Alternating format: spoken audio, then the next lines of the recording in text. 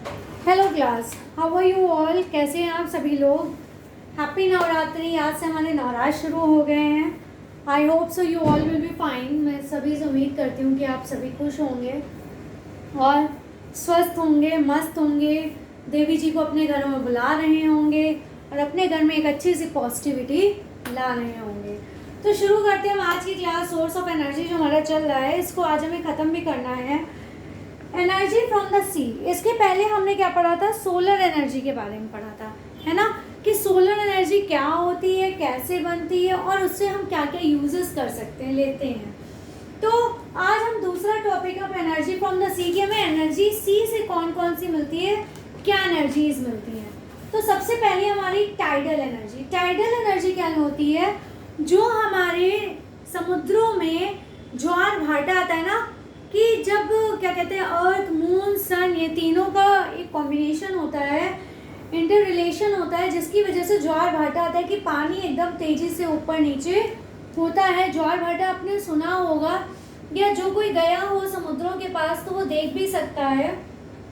Due to the gravitational pull, एक gravitational pull होता है जो अर्थ के थ्रू होता है, of mainly the moon, moon में होता है, ऑन द स्पिनिंग अर्थ, क्योंकि हमारी अर्थ घूमती रहती है और ये जो ग्रेविटेशनल पुलिंग होती है ये मून पे होती है, ठीक है। On the spinning earth the level of water, और जो जब अर्थ इसमें स्पिन होती रहती है तो जो सी में वाटर का लेवल होता है, राइजेस एंड फॉल्स, वो बार बार ऊपर उठता है और नीचे आता है। तो इसी को हम टाइडल एनर्जी कहते हैं या ज्वार भाटा भी कहते हैं हिंदी में, ठीक है। किसकी वजह से होता है, फिर से मैं एक बार बता रही हूँ।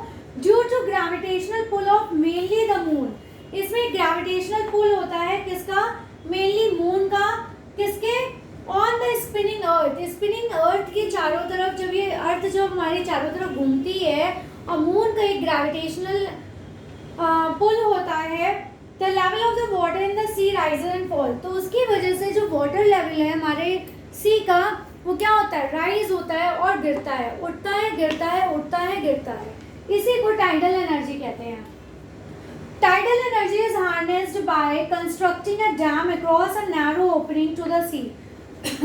जो tidal energy होती हैं वो क्या होती है, is harnessed by, harnessed किसके बाय होता है, constructing a dam, ये क्या करती हैं, एक डैम इसमें बनाया जाता है, a narrow opening, जिसमें एक समुद्र से एक narrow opening होती है, बहुत ब्रॉड नहीं होती है, narrow opening होती है, और उसमें एक टरबाइन लगाया जाता है। टरबाइन आपको बताया है, दिखाया है मैंने, है ना, जो क्या होता है, रोटेट होता है तो इलेक्ट्रिसिटी बनती है हमारी। A turbine fixed at the opening of the dam converts tidal energy to electricity.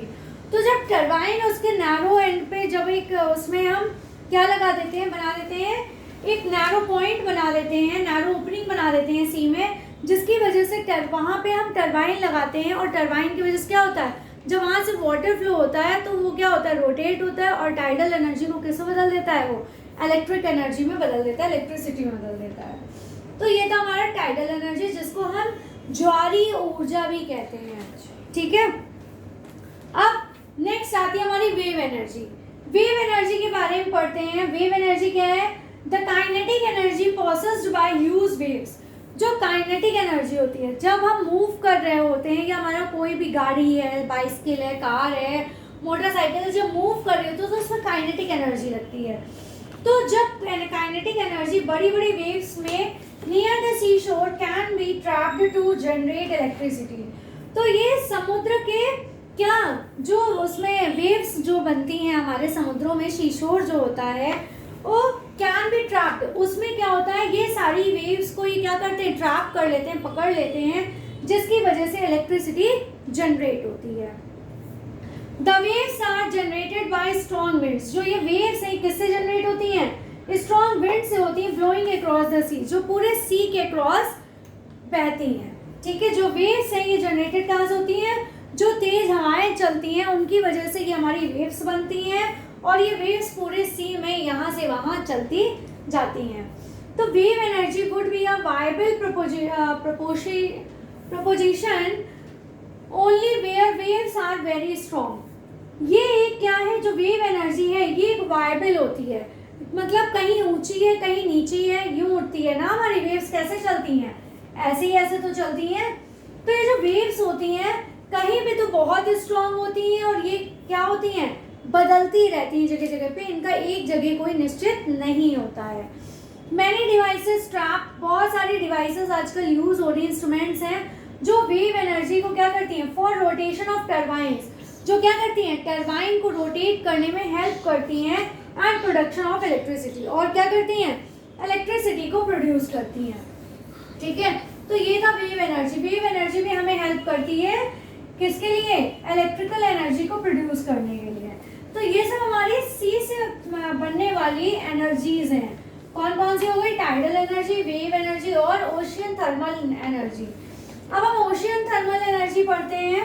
तो ओशियन थर्मल से ही हमें पता चल रहा है इसका नाम क्या है, ओशियन, जहां से समुद्र जो है हमारे ओशियन है ना, कौन कौन से, पैसिफिक वगैरह आपने पढ़े होंगे जियोग्राफी में, आपने 5 ओशियंस के नेम पढ़े होंगे, उसी में से हमारी थर्मल एनर्जी प्रोड्यूस होती है।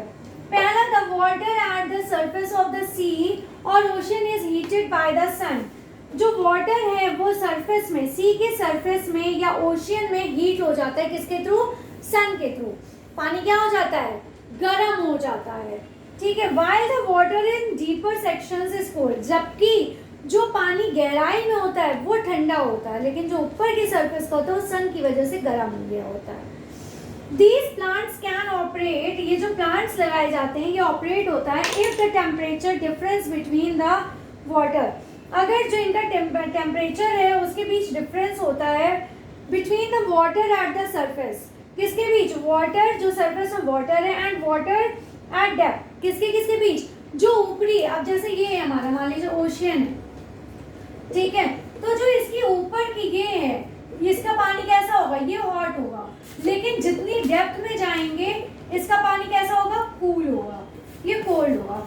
तो यही इसका क्या है, जो प्लांट लगाए जाते हैं वो इन दोनों के टेम्परेचर का डिफरेंस देखते हैं और डिफरेंस देखने के बाद उसको क्या करते हैं, उससे एनर्जी जनरेट कराते हैं। जैसे हमारा है 2 किलोमीटर इज 2 केल्विन और मोर, अगर इनमें 2 किलोमीटर की दूरी है पानी में ऊपर से नीचे आने में, डेप्थ में, अगर यहाँ से यहाँ आने में 2 किलोमीटर है तो इसका पानी, इसका जो क्या कहेंगे टेम्परेचर हो जाएगा वो कितना हो जाएगा, 20 केल्विन हो जाएगा। ठीक है, 20 केल्विन, ये केल्विन में दिया गया है, तो ये केल्विन में बताया गया आपको। ठीक है, तो ये केल्विन की बात हो गई। और जो वार्म सरफेस वाटर होता है ये क्या होता है, ये लगभग बॉयल होने लगता है, जैसे अमोनिया बॉयल होने लगता है, जैसे हमारा NH3 बॉयल होता है वैसे ही इसका पानी भी हमारा खौलने लगता है, बिल्कुल उबलने लगता है। ठीक है, और जो इसका लिक्विड होता है वो क्या होता है, वो हमारा वेपर बन जाता है। Vapours of the liquid are then used to run the turbine of generator, और जो इसका ये जो वेपर बनती है हमारी, वेपर बनती हैं, वेपर ये क्या करती हैं, ये हमारे टरबाइंस को चलाती हैं और इलेक्ट्रिसिटी प्रोड्यूस करने में हेल्प करती हैं। ठीक है, तो और जो कोल्ड वाटर होता है डेप्थ का, वो क्या होता है, वो उनको कंडेंस करने का काम करता है। उसको क्या करता है, वो तो उसको पहले ऊपर भेजता है ना, पम्प्ड अप, उसको ऊपर भेजता है और उसके बाद धीरे धीरे धीरे धीरे जो वेपर है उसको कंडेंस करने का काम करता है। कंडेंस मतलब ठंडा करने का काम करता है, क्योंकि ये क्या होते हैं, ठंडा होता है नीचे का, तो ये क्या करता है, जो वेपर होती है उसको धीरे धीरे धीरे धीरे अपनी तरफ बुला के ठंडा करने का काम करती है। ठीक है, तो जो एनर्जी पोटेंशियल है जो सी से लेते हैं, tidal energy, wave energy, ocean thermal energy, ये काफ़ी बड़े होते हैं। ठीक है, इनको कॉमर्शियल फॉर्म में यूज़ किया जाता है काफ़ी। ठीक है, तो ये था हमारा आज का चैप्टर, और ये चैप्टर हमारे यहाँ पे ख़त्म होता है।